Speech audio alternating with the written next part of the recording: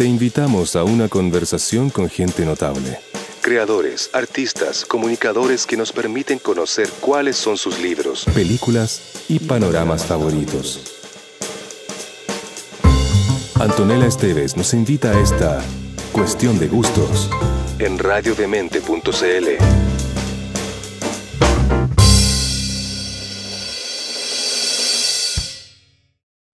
El diagnóstico es claro. Los humanos somos el único vínculo común en todas las zoonosis y la verdadera explicación para la emergencia de nuevos virus, como el SARS-CoV-2, es la invasión de nichos ecológicos, la destrucción del bosque tropical, el crecimiento desmesurado de las ciudades y la aniquilación de la vida silvestre.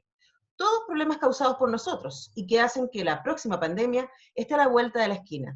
Esta información debe ser socializada y es urgente que generemos cambios profundos en nuestra relación con la naturaleza, formas de producir alimentos y promoción del crecimiento económico de las naciones, particularmente de las menos desarrolladas. Eso es parte del último capítulo del más reciente libro de nuestro invitado de hoy. El libro se llama Pandemia y nuestro invitado es ni más ni menos que el señor Gabriel León. Gabriel, ¿cómo estás? ¿Qué tal, Antonella? Muy bien, ¿y tú? Bien, bien contenta de hablar contigo en este momento, además tan particular, en esta semana en donde se están disparando el tema con las vacunas, ¿cierto? En donde las fake news reinan y donde, por supuesto, tenemos tanto que conversar respecto al rol de la ciencia y de la divulgación científica en un contexto como el que estamos. Entonces, quizás partir preguntándote por Pandemia, ¿no? Por este libro que tú acabas de publicar, que es un libro cortito, son un poquito más de 100 páginas, en donde tú haces un recorrido por la historia de la relación que ha tenido la ciencia con los virus y lo poco que sabemos, cómo se ha ido avanzando en ese sentido. Haces un recorrido súper detallado respecto a qué pasó con el COVID en particular, en los distintos lugares del mundo, para llegar a este último capítulo en donde nos desafías, ¿no? Como sociedad a repensar la manera en que habitamos el mundo. Entonces, partí por eso. ¿Cuál fue el motor para escribir Pandemia? Es súper interesante porque tiene como tres estructuras distintas. Parte siendo un libro de historia, como historia de la ciencia, después como una crónica con respecto a lo que está ocurriendo con el virus y termina como una suerte de ensayo con respecto al futuro de la humanidad con las pandemias. Y lo interesante de esto es que el primer capítulo lo tenía bastante trabajado porque estaba incorporado en algunas charlas que yo hacía con respecto a la historia de las vacunas. Entonces, para poder contar esa historia con una profundidad adecuada, contaba primero cómo era la vida en la antigüedad. Está este dicho, todo tiempo pasado fue mejor. De hecho, yo partía mi charla con esa frase, todo tiempo pasado fue mejor. Les decía no, y les contaba la tragedia que era vivir en la antigüedad, con una esperanza de vida que no superaba los 30 años, viviendo muy mal, comiendo muy mal, O sea, enfermándonos de tú cualquier sacas un dato cosa. aquí que yo me sorprendí. O sea, hasta el siglo XVIII, Sí, la esperanza de vida era los 40 años. Estamos listos, y Gabriel, ¿no? no superaba los 35. De hecho, claro, pues nosotros seríamos muy por sobre la media en aquella época, no superar los 35 años. Y de hecho es interesante porque si uno mira ese gráfico, el de la esperanza de vida al nacer, uno nota que hay una anomalía, porque era una línea plana y de repente se dispara hacia fines del siglo XVIII, entre 1850 y 1900, algo, y uno dice, acá tiene que haber pasado algo, porque de otra manera no se explica ese salto gigante en la esperanza de vida al nacer. Y ese algo que ocurrió es justamente la ciencia, que nos permitió entender por qué nos enfermábamos, porque antes no entendíamos por qué nos enfermábamos, los virus, las bacterias para nosotros no existían, y comprender la existencia de estos microorganismos y la relación que ellos tenían con nuestra salud fue fundamental para, por ejemplo, cosas que hoy día nos parecen triviales, el lavado de manos. Mm. Antiguamente el lavado de manos no era una práctica habitual, ni siquiera entre los médicos. El uso de agua potable, la invención ciertamente de los antibióticos y el control de las infecciones mediante otros mecanismos como la esterilización del material quirúrgico y de cualquier procedimiento médico que requiere que todo esté estéril. Y ese Bueno, tú cambio cuentas fue... la historia, perdón, solo para graficar para nuestros auditores y auditoras, tú cuentas la historia del presidente Garfield, Claro. que por tratar los médicos, hubo como 5 médicos que le metieron mano, ninguno de ellos se lavaba las manos porque los caballeros jamás tenían las manos sucias. Dios. Y Exactamente. ese presidente murió de infección. Exactamente, James Garfield, que fue presidente de Estados Unidos, no confundirlo con el gato, atentaron contra su vida, le dispararon 2 balazos en una estación de trenes, y una de las balas se le alojó cerca del vaso. Eh, y en el intento, en aquella época, lo más importante era sacar la bala, y en aquella época, un dedo por el agujero del cuerpo para tratar de... Y no pudieron, evidentemente todos los médicos que manipularon esa herida, ninguno se había lavado las manos, y los médicos le causaron una infección gravísima a James Garfield, que murió al final de septicemia con mucho dolor. De hecho, la biografía es bien terrible, habla que murió dando alaridos de dolor y murió finalmente producto de una infección. De hecho, la persona que le disparó, que fue condenada después a muerte y lo colgaron, él dice en una de sus declaraciones en el juicio: yo solo le disparé al presidente, pero sus médicos lo mataron. Ujú. Lo que refleja esta suerte de lógica curiosa que teníamos entre la asepsia, que no existía en aquella época, y que los médicos a veces hicieran esto de producir infecciones, como ocurría también con las mujeres que parían en Europa. Claro. Entonces, toda esta relación creo que es importante entenderla porque culturalmente es un desafío.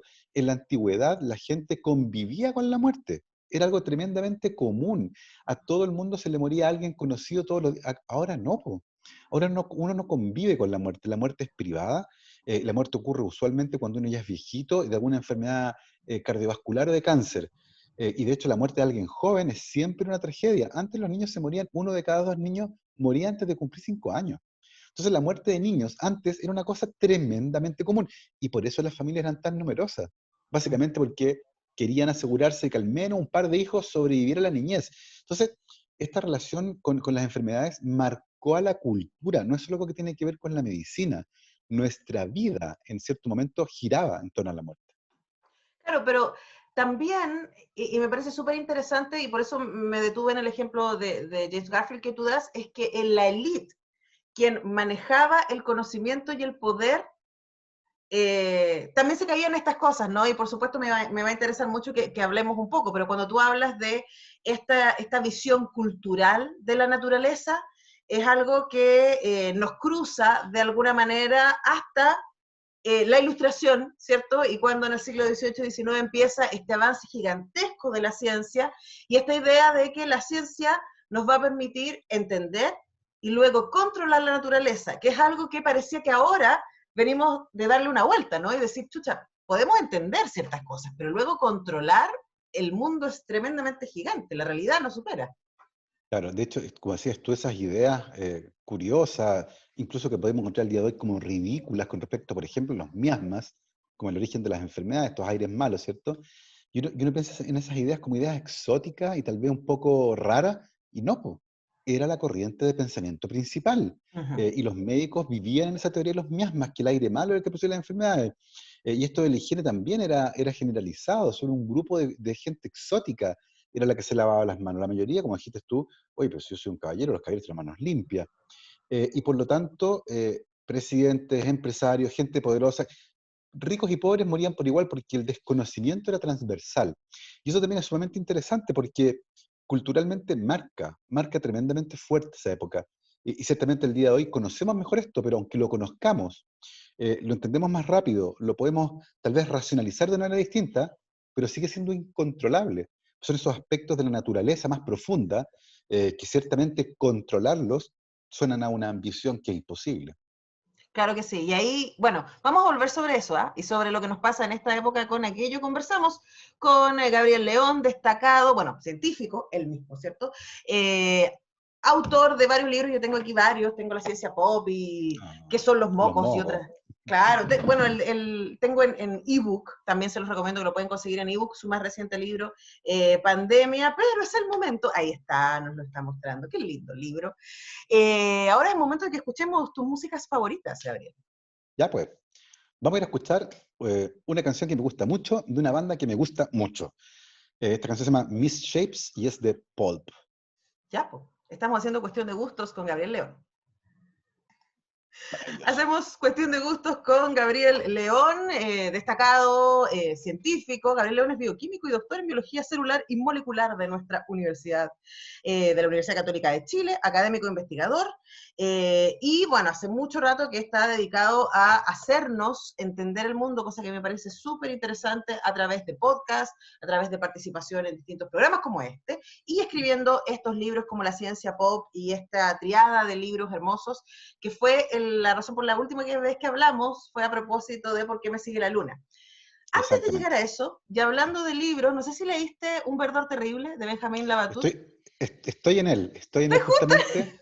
Sí, Bueno, estoy en él, me lo mandaron para leerlo, está muy entretenido. Me interesa mucho tu opinión. Yo lo leí, entrevisté a Benjamín, hicimos una República de las Letras también dedicado al libro, y lo que a mí más me conmovió del libro es este camino que yo te comentaba, Gabriel, este ímpetu que tienen los científicos de final del siglo XVIII, principios del siglo XX, sobre, a caballo, en la ilustración, ¿cierto? Y en la idea de que finalmente estamos entendiendo el mundo y por lo Claro. tanto vamos a poder controlarlo.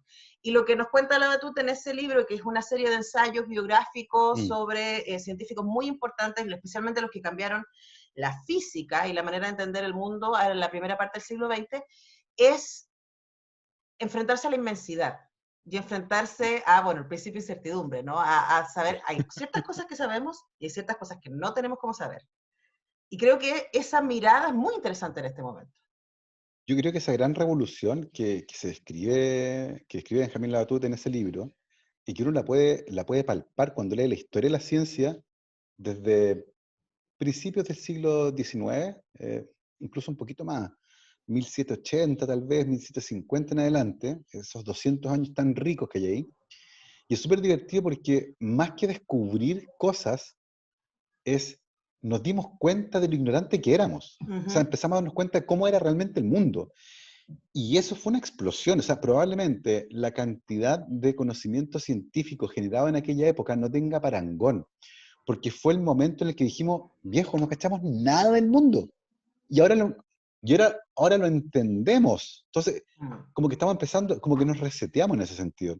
Y estamos recién enfrentándonos a entender realmente. Lo primero fue darnos cuenta que no sabíamos nada. Y eso requiere ciertamente conocer. Y fue una revolución, y nos permitió entender la materia, el átomo, qué era lo que es realmente un átomo, qué es una bacteria, cómo funciona. Y una vez que entendimos eso, que es brutal, porque realmente es un cambio impresionante, de entre no saber qué es una bacteria y saber qué es una bacteria, el salto es gigantesco. Lo que podemos aprender hoy día a partir de eso, uno puede mirarlo y en comparación decir si es que es menos, es lo más sofisticado, es lo más complejo, es lo más multidisciplinario. Llega un momento en que la biología sola no puede avanzar, tiene que ir con la física, con la química, con la ingeniería de la mano, porque si no, no puede seguir avanzando. Prueba de eso, por ejemplo, el desarrollo de microscopios. Los microscopios son cada vez más complejos, son unas cosas impresionantes, pero es la única forma de poder obtener más información de un sistema al que estamos estrujando hasta la última gota. Entonces creo que el cambio es ese, nos dimos cuenta de que éramos profundamente ignorantes y recién ahí comenzamos a entender la naturaleza.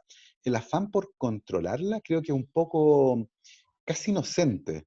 Estamos muy lejos de algo así todavía. Yo ni siquiera sé si es razonable aspirar a controlar la naturaleza, porque eso implica que nosotros ahora vamos a tomar decisiones que consideramos racionales, pero con un set de datos limitados con respecto al futuro.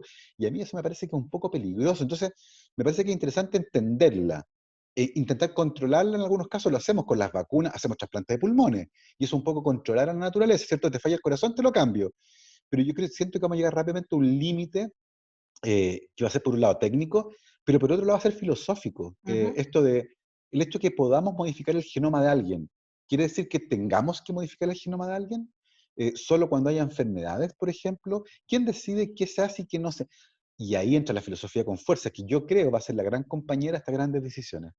Bueno, ahí te escucho y se me cruzan mil cosas. Se me cruza que ayer vi, para una clase de ciencia ficción que estoy preparando, vi Lucy, la película de Luc Besson con Scarlett Johansson, en donde habla de qué pasaría si una persona se le enciende el 100% de su capacidad cerebral pensando que los humanos usamos entre el 10 y el 15 realmente. Y claro, y yo no sé qué va pensando, es como, pero es buena idea, como estamos preparados para eso. Y ahí aparecen otras cosas, ¿no?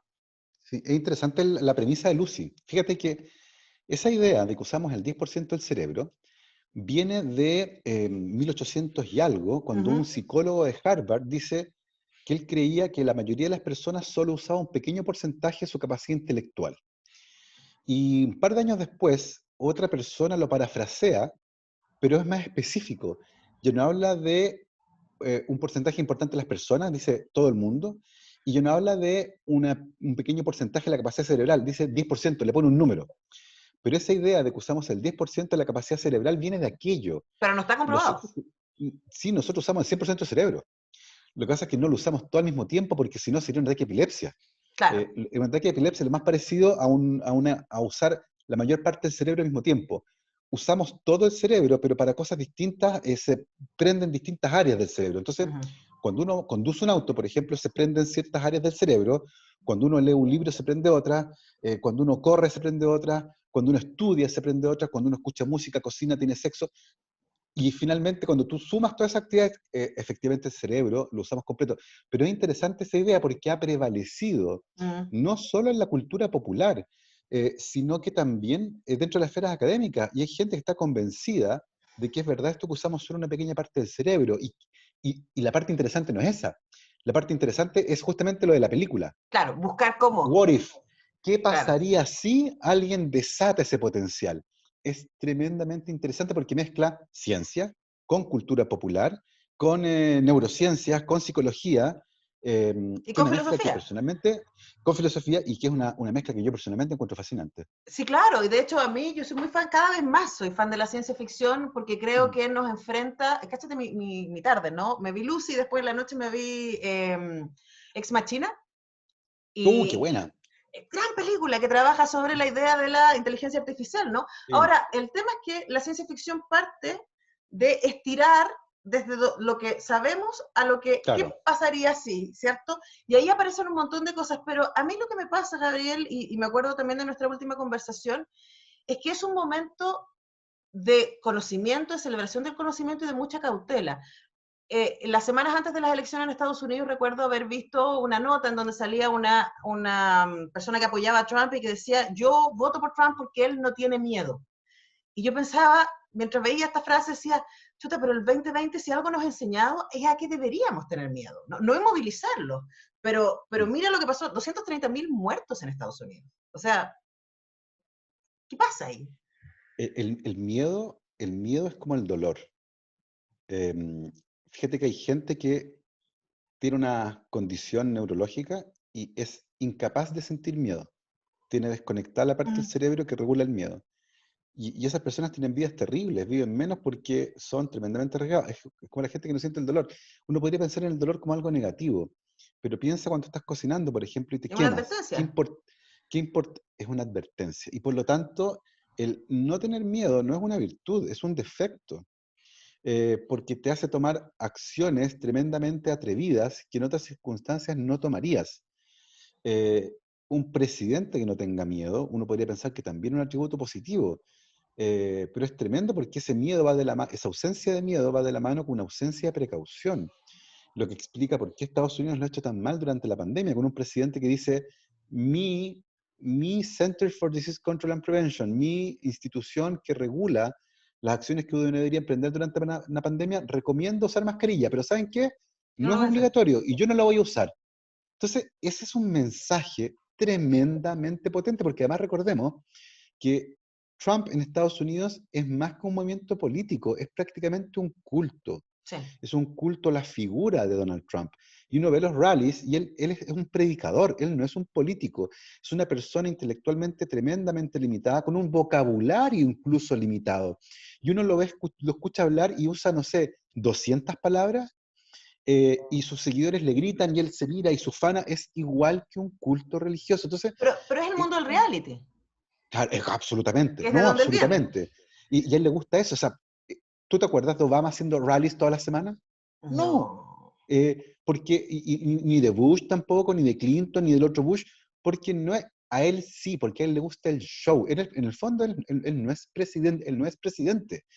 Él, para esto, es el mejor show del planeta, Sí. donde tiene este público cautivo que además lo idolatra. Debe ser una cosa impresionante, y por eso está O sea, agarrado con dientes y uñas del cargo. para alguien además que tiene esos problemas de autoestima tan graves, perdón, o Mm. sea, como es súper Sí, evidente, porque yo no soy psicóloga para poder dar un diagnóstico, pero es súper evidente que el caballero tiene problemas y que necesita, ¿cierto?, esta alimentación. sí, Luego, claro. lo preocupante, Gabriel, es que tiene 70 millones de personas votaron por él. Sí, claro. No, sí. Entonces, A ver, yo creo que la discusión que se viene ahora en Estados Unidos es tremenda, porque como tú dices, casi la mitad del padrón electoral votó por un tipo que es abiertamente racista, que de hecho, ojo, legitimó el racismo. Parte de mi familia política, mis suegros, mi cuñada, su marido y dos sobrinos, viven en Estados Unidos. Ellos son ciudadanos, votan allá. Y mi sobrina va al colegio en Estados Unidos, a una escuela pública. El día que ganó Trump, al día siguiente, a ellos, a los latinos, que son ciudadanos, ella nació en Estados Unidos, pero claramente es latina, les estaban cantando Build the Wall, sus compañeros gringos. Entonces, el solo hecho de que un presidente con ese perfil ganara, legitimó este discurso de odio público. Algo que antiguamente se callaba, decía, malditos mexicanos, y no decían nada. Ahora van y se lo dicen, y te dicen, devuélvete. Es una cosa impresionante lo que ha hecho Trump con Estados Unidos. Lo rompió, lo rompió. Sí. Ahora, voy a volver sobre ese tema y sobre el lugar del discurso, que me parece que es súper importante y es contra lo que gente como tú trabaja, ¿no? O como más bien poner la ciencia en un lugar distinto al sentido común o al que dice cualquiera. Pero es momento de que vayamos a escuchar un tema. Oh, maravilloso. Vamos a ir a escuchar ahora otra de mis canciones favoritas, se llama Age of Consent, y es de una banda que se llama New Order. Ya, pues, me gusta tu cosa british, ¿ah? Estamos haciendo cuestión de gusto con Gabriel León. Hacemos cuestión de gustos con Gabriel León. Yo siempre lo paso muy bien con él porque aprendo mucho y me parece fantástico este ejercicio de poder conversar de manera accesible a la ciencia. Y también yo, Gabriel, me acuerdo mucho de la última conversación que tuvimos, la pueden buscar en el semáforo, sobre cuando hablamos de por qué me sigue la luna, sobre el terraplanismo y sobre la masificación de las fake news y de la creencia en ellas en el mismo lugar que la ciencia. Y tú hace poquito pusiste en Twitter, porque obviamente yo sigo a Gabo Tuitero, una imagen, un videíto cortito de un chico que es una joya el video, donde se muestra a sí mismo en una imagen y después empieza a desarmar la imagen para demostrar que una imagen puede ser absolutamente trastocada y que el que tú lo hayas visto no significa que sea cierto. Es tremendo.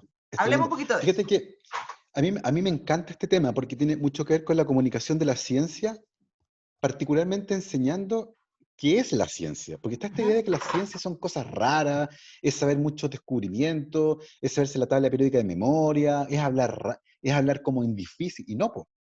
La ciencia es una forma de pensar, una forma escéptica de enfrentarse a la naturaleza y que usando la curiosidad de manera sistemática nos permite entenderla mejor. Es un ejercicio neuronal, es de cabeza.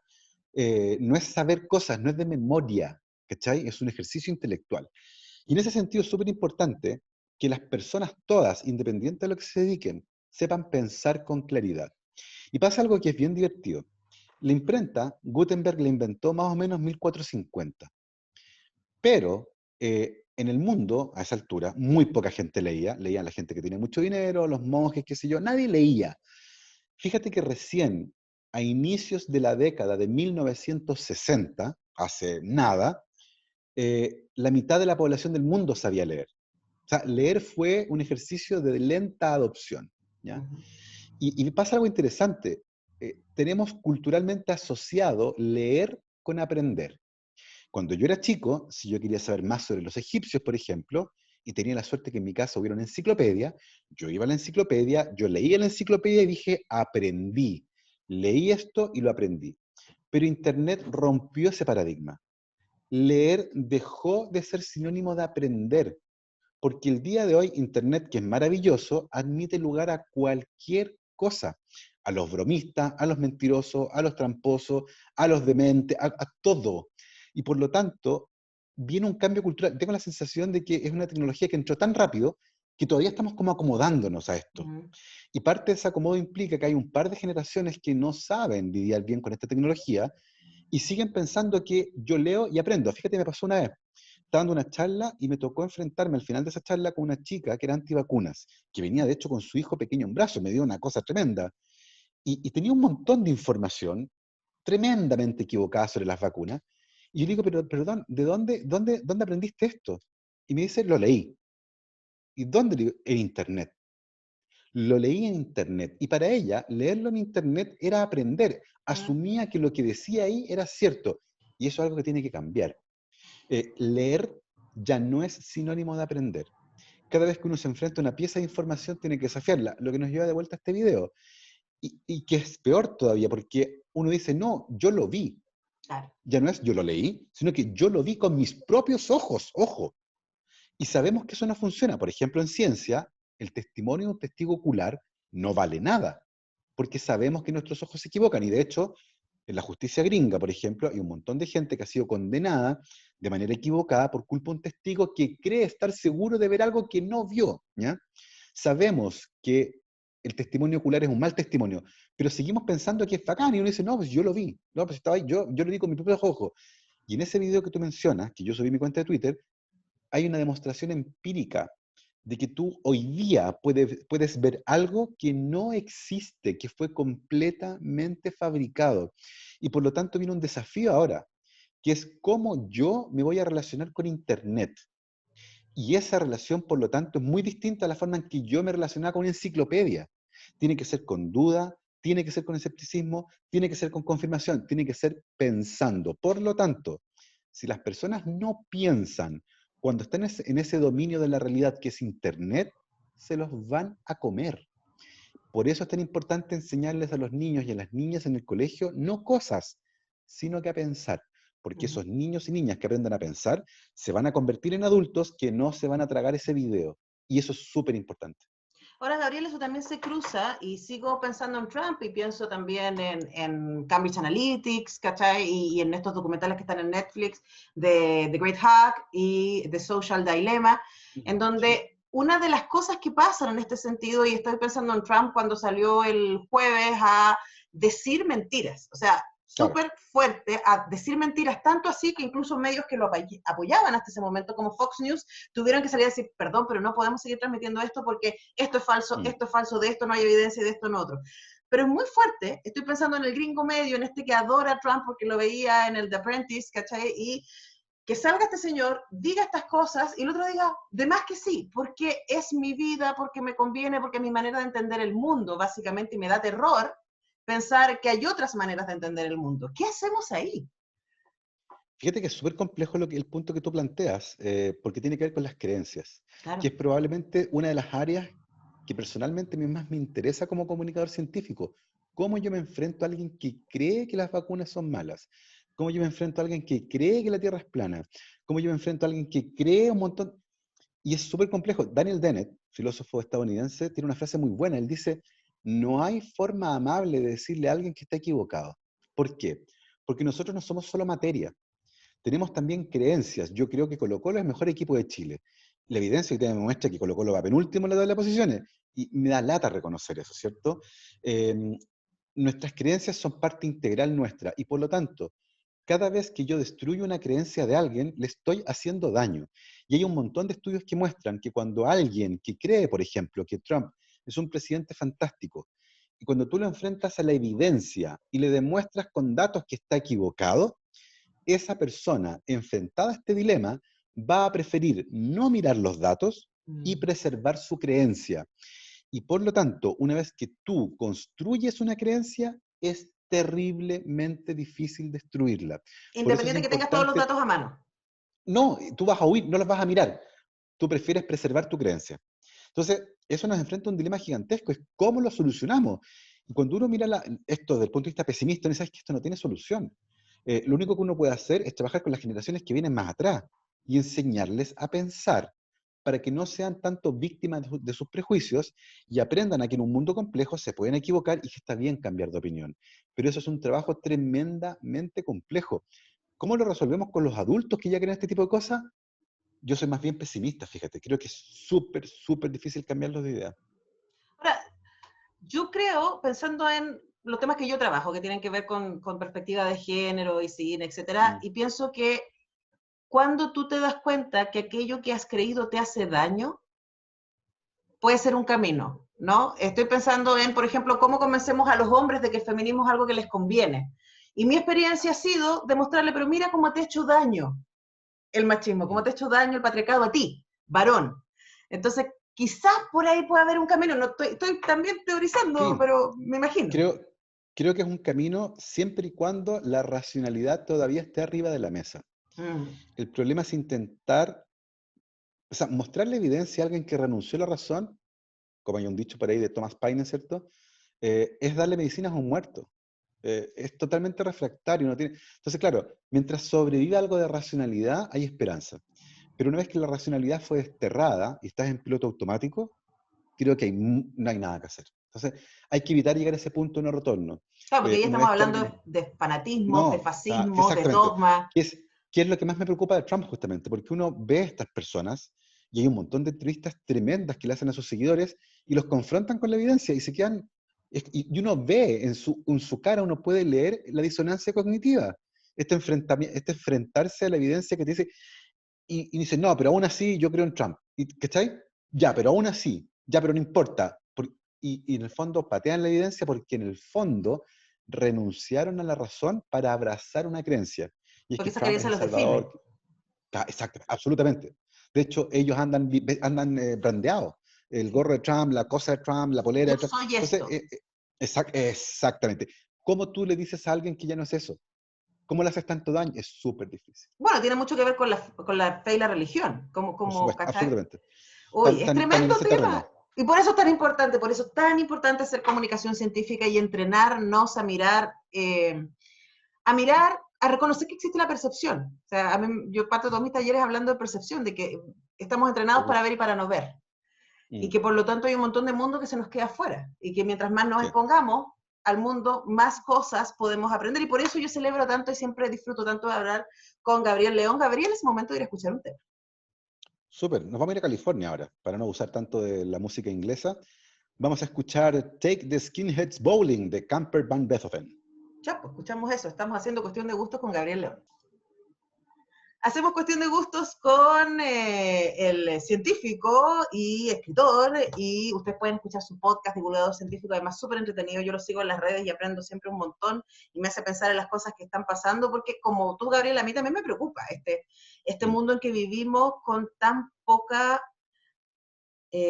información y tan poca mirada crítica. mm. Y me quedé pensando en el final de pandemia, en tu libro, en donde lo que tú haces después de contar la historia básicamente de la relación de la ciencia con los virus y con lo que hemos sabido cuándo y cómo ha cambiado eso y lo que ha pasado en el 2020, ¿no? La última parte del libro es un ensayo en donde tú desafías nuestra manera de habitar el mundo. Y considerando lo que hablábamos recién, ¿no? Se nos viene difícil. ¿Cómo hacemos eso? Se viene tremendo. De hecho, fíjate que comunicacionalmente hay desafíos gigantescos que están asociados con la pandemia y que deberíamos empezar a utilizar para enfrentar el siguiente desafío, que es la crisis climática. Y es un desafío gigante porque va a chocar con la economía y con la producción de riqueza y con el hecho innegable de que en un planeta con recursos finitos, el crecimiento económico no puede aspirar a ser infinito. Uh -huh. Y por lo tanto, eso implica que tenemos que replantear todo lo que hacemos. En el fondo, ya no basta con reciclar, ya no basta con compostar, tenemos que consumir menos. Y cuando un economista escucha eso y se le cae el pelo, Claro. porque quiere que consumamos más, porque la única forma de... Y es como, viejo, no, no da más, esto no da más. Este modelo de desarrollo llegó a un límite.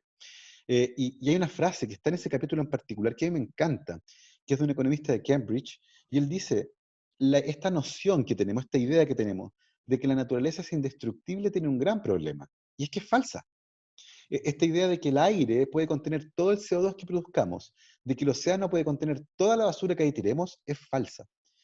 Sí podemos alterar esos ecosistemas y eventualmente generar ambientes que ya no sean habitables. El planeta como estructura va a seguir ahí. Lo que no va a seguir ahí son las condiciones para que nosotros y nuestros hijos vivan ahí. Y por lo tanto es algo que está en el futuro. Y si la historia nos ha demostrado algo, es que somos pésimos para tomar medidas drásticas para enfrentar un problema que está en el futuro. El problema es que el problema no está en el futuro. No, pues. No lo vemos, pero está pasando ahora. Estamos inmersos en él y por eso no lo vemos.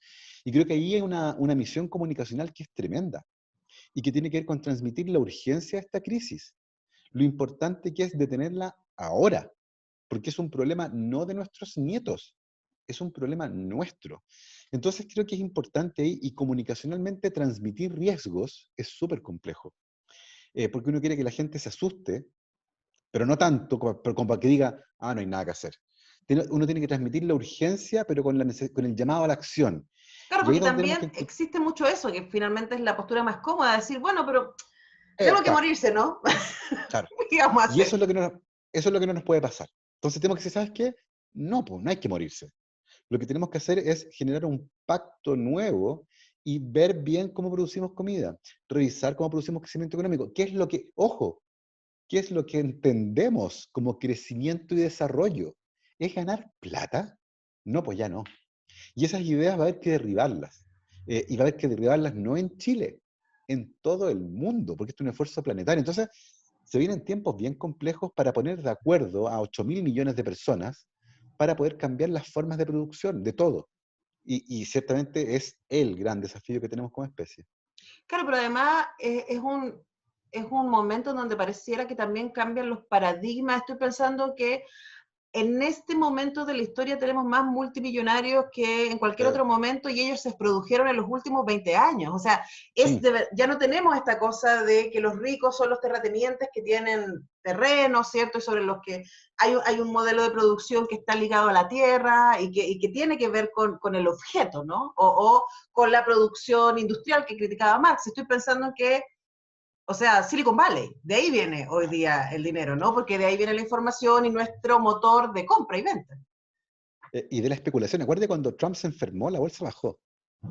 Yo creo que a mí me produce ruido, y yo no sé qué piensan los economistas al respecto, pero el que la economía global dependa del estado de ánimo de alguien, lo encuentro tremendo. O sea, un inversionista se asusta y caos en la bolsa, y queda la cagada y todo. Y yo digo, pero ¿cómo podemos permitirnos como especie esta fragilidad? Ahora una empresa anuncia que le fue bien a la vacuna y las acciones se dispararon. Y uno puede entenderlo un poco más, porque claro, va a tener un producto que se va a vender mucho, pero esos vaivenes los encuentro casi como, no deberíamos permitirnos eso. Fíjate que creo que es de Harari esta idea. General Electric, que es una empresa que partió en la generación de energía eléctrica y después se dedicó a fabricar aparatos eléctricos, refrigeradores, microondas, qué sé yo, el día de hoy gana más plata especulando en la bolsa que vendiendo artículos electrónicos. Es impresionante. Entonces, dice, ¿dónde está la creación de valor? Claro, a eso me refería. Me refería es como dónde está la producción y dónde está. Exactamente. Estas empresas que nacen, por ejemplo, y juntan a, no sé, 50 abogados a los que les pagan 300 lucas cada uno para bajarle los costos de mantención. ¿Dónde está la creación de valor? No hay creación de valor ahí. Lo único que está haciendo es precarizar a un montón de trabajadores para que alguien gane plata. Y uno tiene que mirarse y decir, viejo, ¿dónde está el valor acá? ¿Cuál es la idea nueva? ¿Dónde está? Y no hay, po. ¿Cachai? Entonces, ese es el tipo de discusiones que tenemos que tener. Y yo sé que son peliagudas, porque alguien me va a decir, no, pero la libertad, hacer negocio y todo. Y uno me dice, pero el planeta no resiste este tipo de cosas. Entonces, creo que ahí es donde uno tiene que empezar a hablar del bien común. Es lo mismo de las mascarillas en Estados Unidos, cuando la gente decía, yo soy libre y si quiero no uso mascarilla. Pero ¿dónde está el bien común? ¿Cuándo uno piensa en el otro? O sea, si todos somos así de individualistas, estamos sonados. Pero es que ahí está el tema. Nuestra especie viene de la colaboración. Sin colaboración nos hubiéramos muerto hace un montón de rato. Entonces, creo que es importante rescatar ese tipo de valores. Pero eso requiere sociedades menos exitistas y menos individualistas. Y la nuestra en particular es una sociedad profundamente individualista. Pero también, y aquí me acuerdo que en este programa lo hablamos con Jorge Baradit, 2 semanas antes del estallido. Y él decía que lo que él había investigado era que la historia chilena demostraba que el pueblo chileno era tremendamente solidario. Pero que la imposición de un sistema neoliberal No, de mercado instaló, y aquí viene la parte de nuevo con la percepción, instaló un discurso que nos caló sí, hasta los huesos. sí, claro. Y ahora, claro, estamos en un momento luminoso y esperanzador, que vamos a ver en qué termina, ¿no? Pero de decir, en el fondo los seres humanos, como que tú dices, Gabriel, los seres humanos somos solidarios, los seres humanos nos interesa el otro, está también en Mira, nuestro gen. la colaboración era fundamental en la antigüedad porque si tú no cazabas algo para comer, dependías que tu vecino hubiera cazado algo y que lo compartiera contigo, porque además en esa época no se podía guardar comida, no había refrigeradores. Y por tanto, si tú no compartías, era básicamente malo, era botar comida, era como, no tenía sentido, porque además si tú después no cazabas, tu prestigio era importante y nadie iba a querer colaborar contigo. La falta de colaboración viene cuando hay gente que se hace completamente independiente del resto. En el fondo, te da lo mismo, porque tienes en el fondo tanto que te da igual lo que el resto le pase.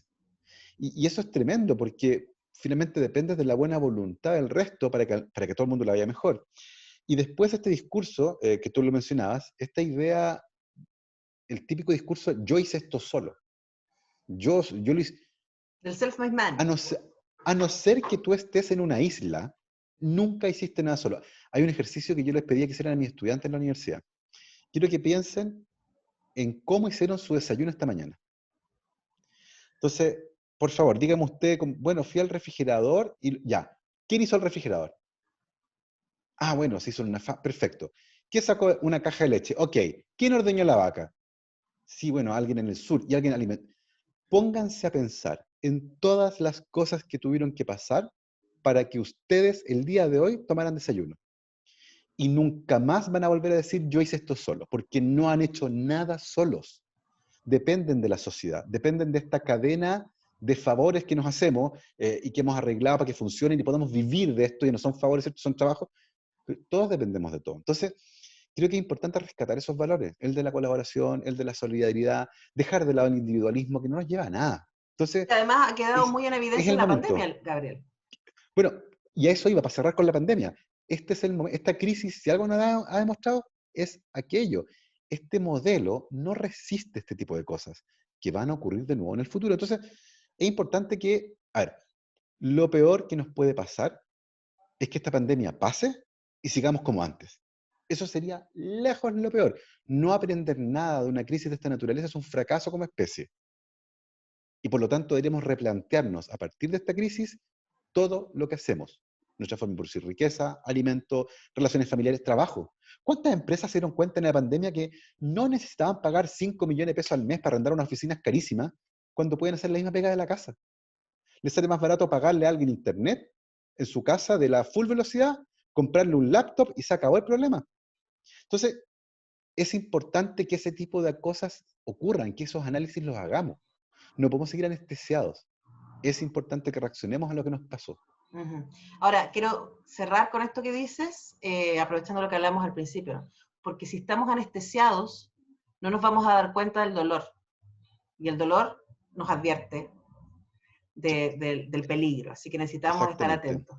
Así que gracias, Gabriel León, por tu trabajo, por tu último libro Pandemia, y por todos los anteriores, y por este tiempo que nos has dado para conversar sobre tu trabajo, sobre ciencia, sobre contingencia política y tantas cosas. Gabriel León, siempre un placer. Nos vamos con un tema.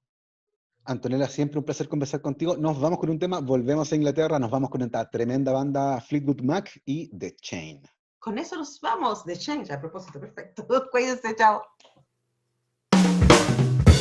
Cerramos por esta vez la conversación de estos entusiastas consumidores de cultura.